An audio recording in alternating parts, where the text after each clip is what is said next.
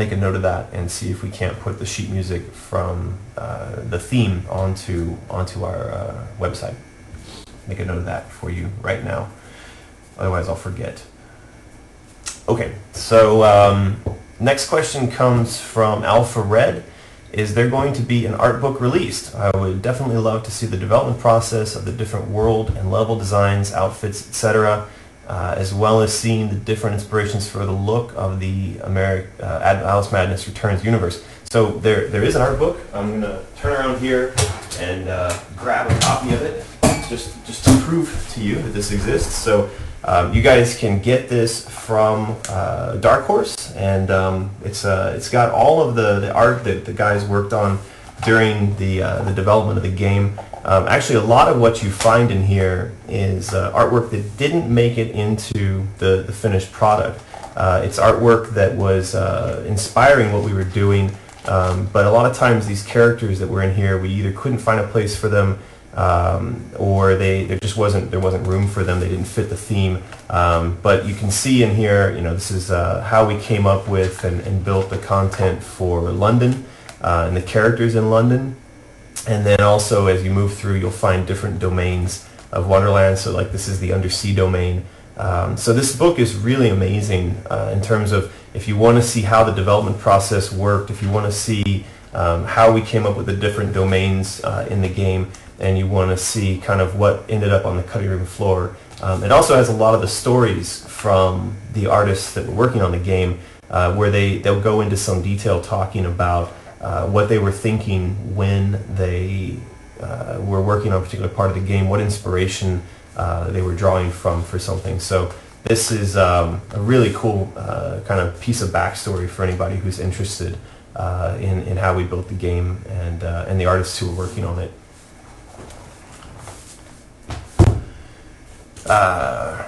Looks like the next question is coming from Chris. Will there be a CD release of the soundtrack? There will be. I don't have something to hold up for you here, but if you go to Amazon right now, you can download the MP3s immediately, or you can buy, I think they're going to put out a CD. Also, there was a promotion on for some time where if you purchase the game, you would get a download code for the music via Amazon. I'm not sure if they're still running that promo or not, but certainly you can go and purchase the soundtrack from Amazon at this moment. And there's a great collection of both the traditional sort of cello violin pieces that Marshall put together, and then also the Wonderland pieces that Jason did that kind of span the total timeline of the game. And I think they also had Chris Vrenna's one-track contribution included there as well. So the next question comes from, I'm going to say this wrong, it looks like Cheyenne. And the question is, what is the significance of the alchemical symbols on Alice's dress to herself? Well, I'd say that for her, I'm not sure there's a tremendous amount of awareness of the symbols or their place in the world.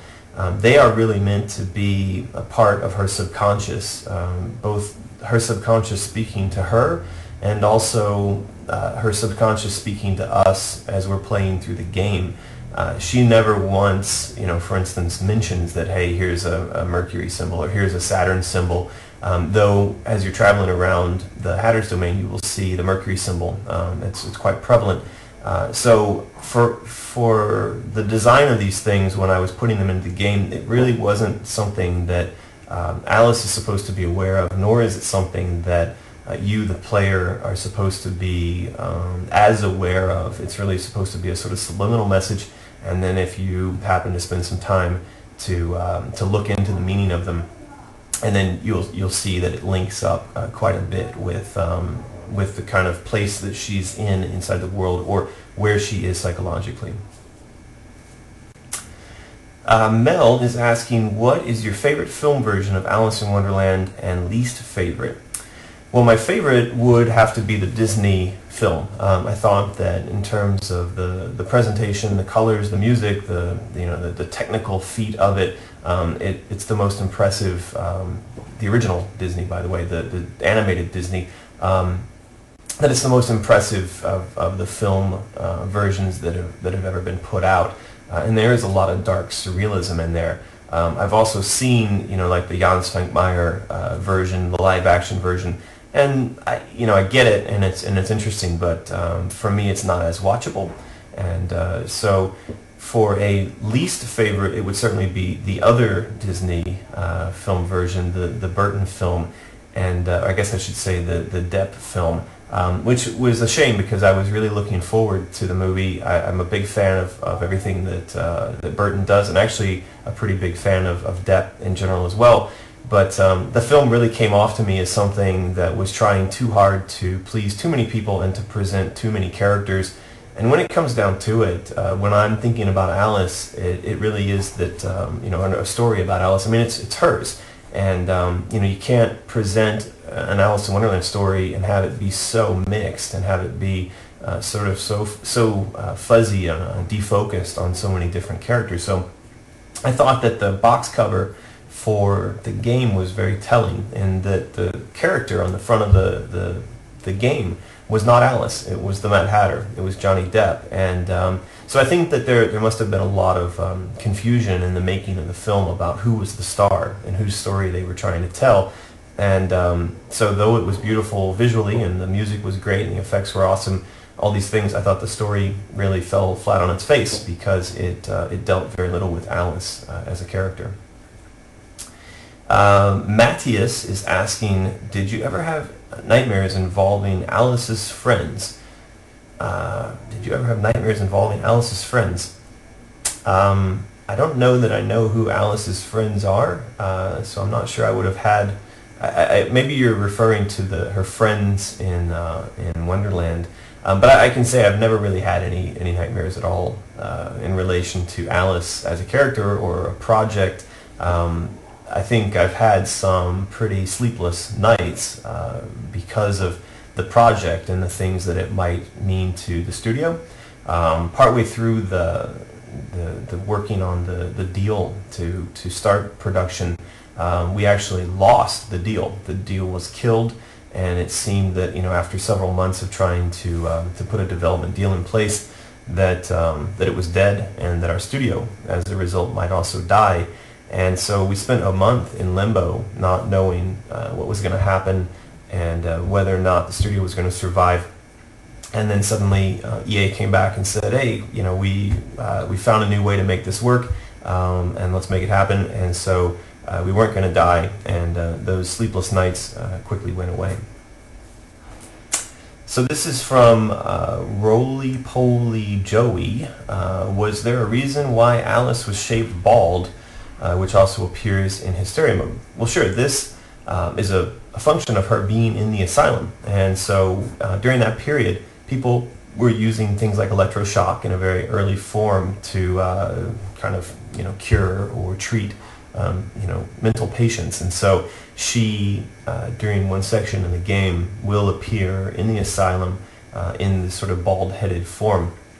And I think that when we went into Hysteria, the idea was that we also wanted to present a very scary, very on edge, very out of the asylum version of Alice, and that the bald-headed look definitely helped to sell that idea.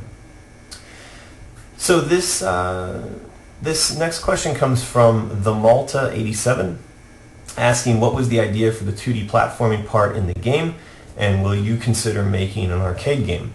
Well, so for those of you that have not yet played through and seen some of these sort of alternate presentations of gameplay, one of the goals that we had early on in production was that for each new domain in the game there would be something we were calling a domain-specific ability, which just simply translated meant that we would turn the gameplay presentation a bit on its head.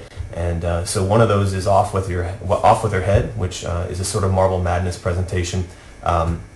The Malta 87 here is referring to 2D platforming, which we present in the Oriental domain, and that idea was shadow puzzle, which was something that the Chinese had invented, eons ago. And so we thought this would be an interesting way to show this Asian influence and this Chinese invention in the game. And really, it's just kind of going back to the fact that the team loves 2D side-on platform. We love classic gameplay, and so we had an opportunity